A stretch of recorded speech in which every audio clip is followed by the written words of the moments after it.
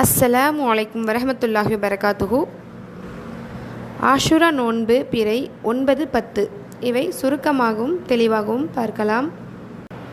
அல்லாஹ்வின் தூதர் ஸல்லல்லாஹு அலைஹி வஸல்லம் அவர்கள் ஆஷுரா நோன்பை நோற்பது நமக்கு சுன்னத்தாக ஆக்கியுள்ளார்கள். ரமதானுடைய நோன்பு நமக்கு கடமையாக்கிறதுக்கு முன்னாடி ஜாஹிலியா மக்கள் ஆஷுரா நோன்பை நோற்று வந்தார்கள். அதாவது முஹர்ரம் 10வது நாளில் நோற்றார்கள். மேலும் அந்த நாளில் தான் காபாவுக்கு திரையிடவும் பட்டது. ரமதானுடைய நோன்பை அல்லாஹ் நமக்கு கடமையாக்கப்பட்ட போது யார் ஆஷுராவுடைய நோன்பை நோற்க விரும்புகிறாரோ அவர்கள் ஆஷுரா நோன்பை நோற்றுக்கொள்ளட்டும். அதை யார் விட்டுவிட விரும்புகிறார்களோ அதை அவர்கள் விட்டுவிடட்டும். இதை அல்லாஹ்வின் தூதர் ஸல்லல்லாஹு அலைஹி வஸல்லம் அவர்கள் கூறினார்கள். இதை அல்லாஹ்வின் தூதர் ஸல்லல்லாஹு அலைஹி வஸல்லம் அவர்கள் கூறியதாக ஆயிஷா ரலியல்லாஹு அன்ஹா அவர்கள் அறிவிக்கிறார்கள். ஆதாரம் நூல் புகாரி 1592. அது மட்டும் இல்லாமல் நான் தான் மிகப்பெரிய கடவுள் என்று கூறிய மிக கொடிய அசூரன் ஃபிரௌனும் அவனுடைய கூட்டத்தினரும் அழிக்கப்பட்ட மகிழ்ச்சியான நாளும் இதுதான்.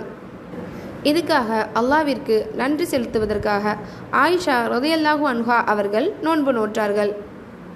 நம்ம ஏன் முஹர்ரம் 9வது நாளும் நோன்பு நோற்கணும் அப்படின்னா அல்லாஹ்வின் தூதர் ஸல்லல்லாஹு அலைஹி வஸல்லம் அவர்கள் கூறினார்கள், ஆஷுரா நாளில் தாமும் நோன்பு நோற்குமாறும் மக்களுக்கும் கட்டளையிட்டார்கள்.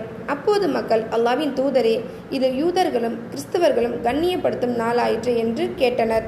அதற்கு அல்லாஹ்வின் தூதர் அவர்கள், இன்ஷா அல்லாஹ் அடுத்த ஆண்டில் நாம் முஹர்ரம் 9வது நாளில் நோன்பு நோற்போம் என்று கூறினார்கள்.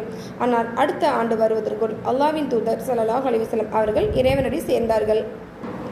இதை அறிவிப்பவர் இப்னு அப்பாஸ் ரலியல்லாஹு அன்ஹு அவர்கள். ஆதாரம் நூல் முஸ்லிம் 2088.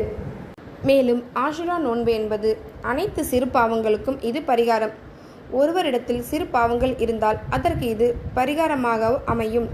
சிறு பாவங்களோ பெரு பாவங்களோ அவரிடத்தில் இல்லையெனில் இந்நோன்பின் மூலம் நன்மைகள் பதியப்படுவதுடன் அவருடைய அந்தஸ்தும் உயர்த்தப்படும்.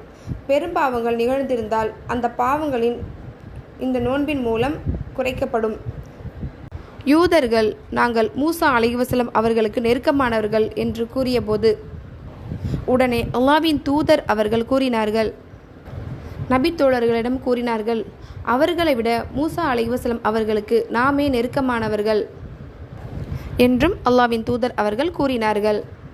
நம்ம வைக்கக்கூடிய இந்த ஆஷுரா நோன்பின் சிறப்பானது முந்தைய ஓராண்டிற்கான உள்ள பாவத்திற்கு பரிகாரமாக இது அமையுது. அதனால் கண்டிப்பாக இதை மிஸ் பண்ணாமல் எல்லாரும் கண்டிப்பாக நோன்பு வைங்க. இன்ஷா அல்லாஹ்.